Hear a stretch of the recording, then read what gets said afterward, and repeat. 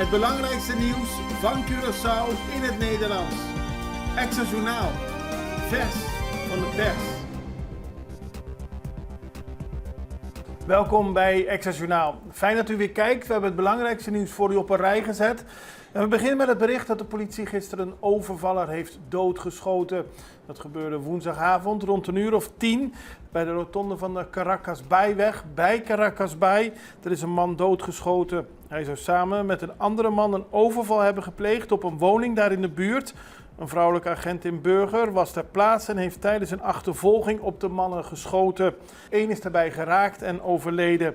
De zaak wordt onderzocht en de politie laat weten dat er hulzen zijn gevonden en een deel van een pistool dat de overvallers bij zich zouden hebben gehad.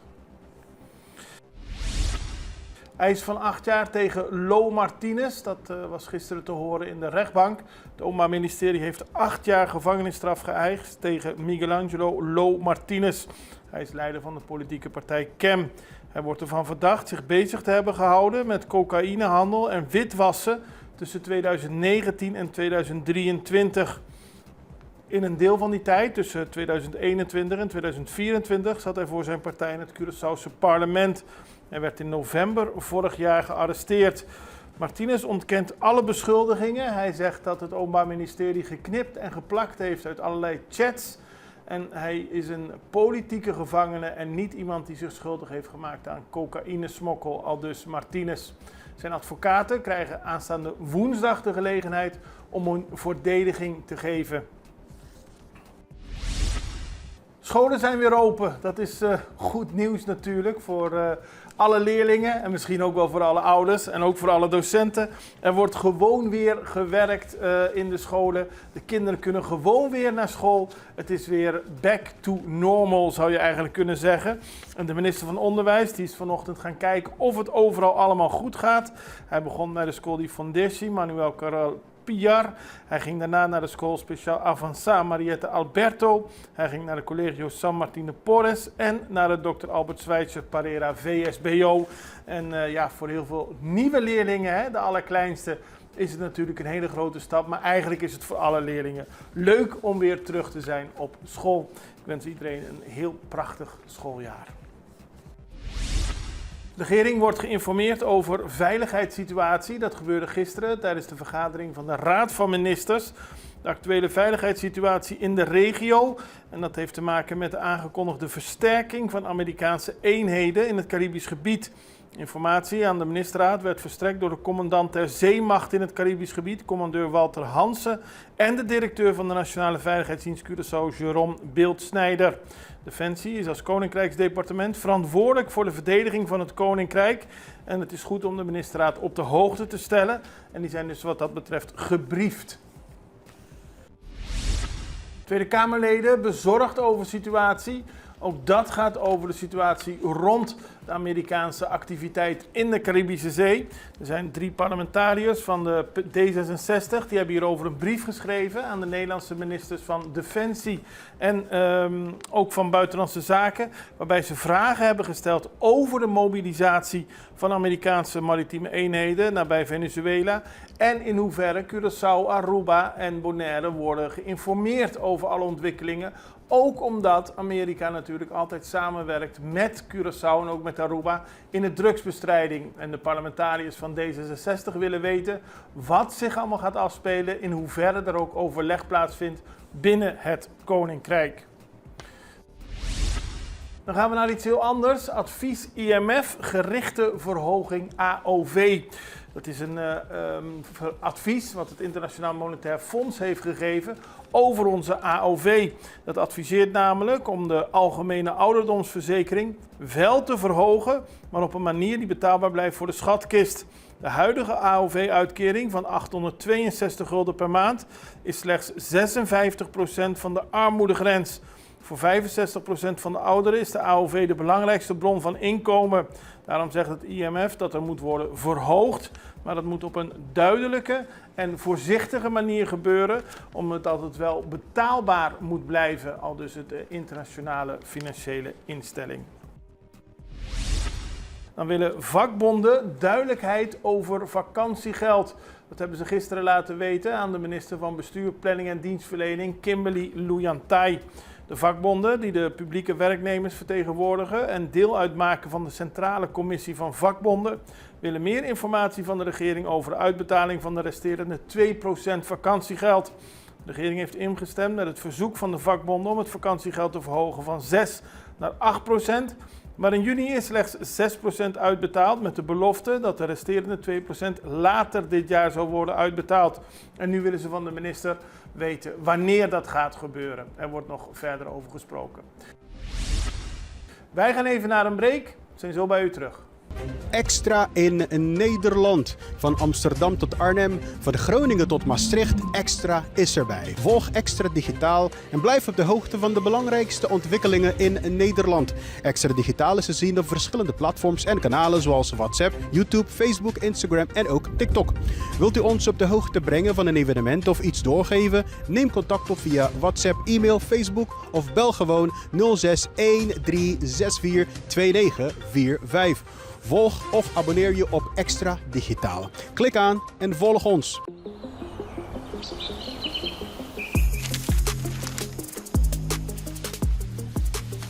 Welkom op Curaçao, een van de mooiste eilanden in de Caribiën. Een ware parel. En het is een eiland waar je van heel veel zaken kunt genieten. Van de natuur, van de zee, van het eten, van de mensen en zoveel meer.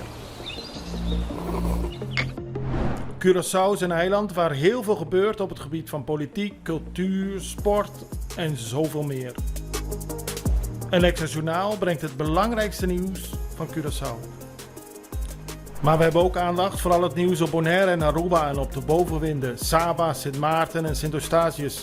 En we belichten al het nieuws van alle kanten. Het nieuws is duidelijk, actueel en vers van de pers. Extra Journaal, elke werkdag op Salto. Op Curaçao zijn we de hele dag bezig met het maken van Extra Journaal. Volg ons op je favoriete Amsterdamse zender. Tauro.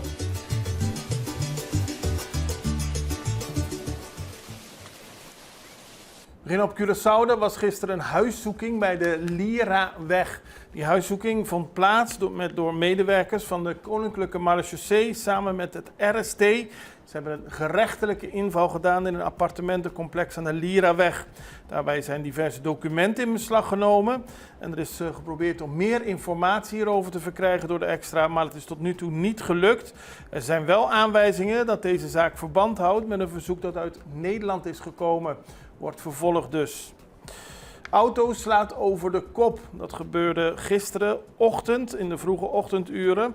Maar bij Domi is er een auto over de kop geslagen. Het betreft een fiets die in de Bellem was gekanteld. De vrouwelijke bestuurder verklaarde dat haar voertuig was gaan slippen doordat de weg nat was van de regen. Daarna heeft ze de controle over het stuur verloren en het voertuig kantelde. Veel bijen bij Caia Piccolo aangetroffen.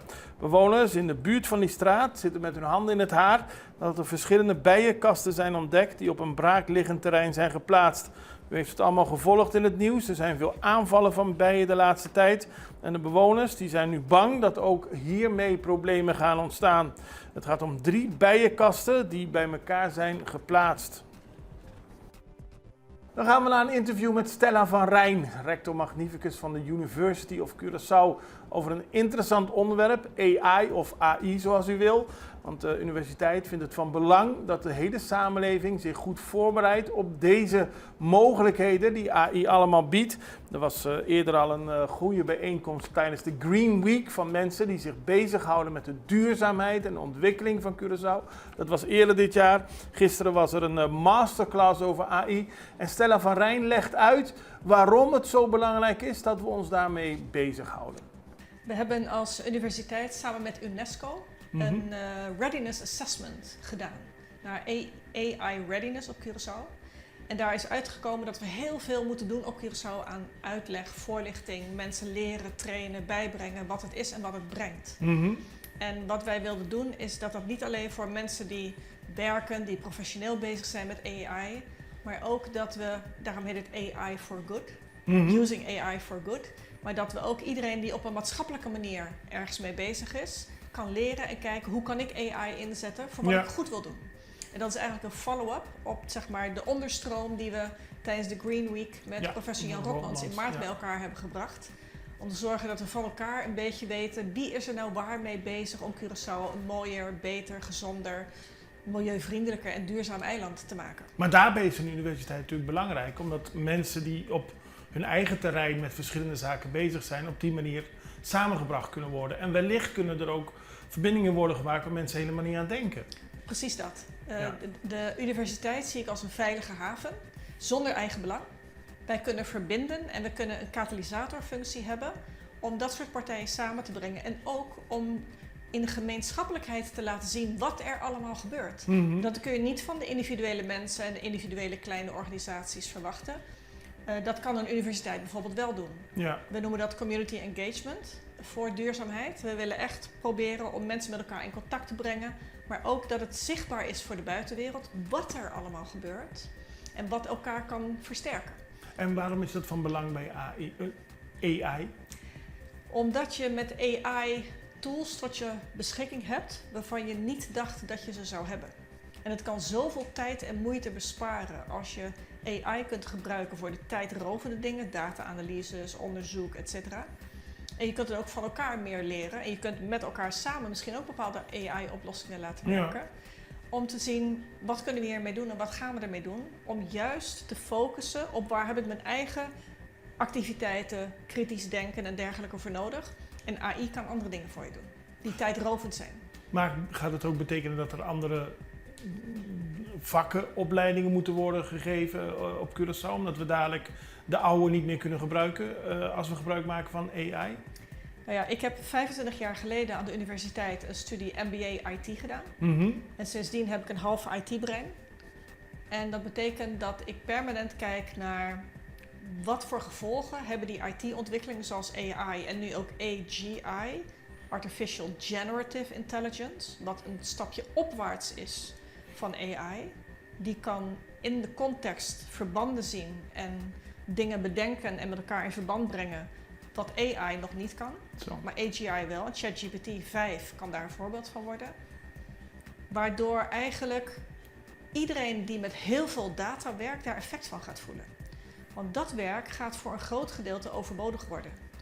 En dat betekent dat een sectoren op Curaçao die met heel veel data werken, maar ook banken, fintbedrijven, fintech, heel veel consultants, die nu heel veel uitzoekwerk moeten doen, je hele administratiesector. We moeten heel goed denken wat we die mensen in de toekomst willen gaan laten doen, want die gaan tijd over hebben. Ja. En dat is juist iets goeds. Dat kan iets goeds zijn als je erop voorbereid bent. Ja, en anders zitten ze alleen maar achter een bureau. Als je er niet op voorbereid bent, dan wordt het een bedreiging. Ja. En ik denk dat het handig is als we met elkaar op nationaal niveau, er moet een AI-beleid komen wat nu gemaakt wordt door de Regulatory Authority, heel goed.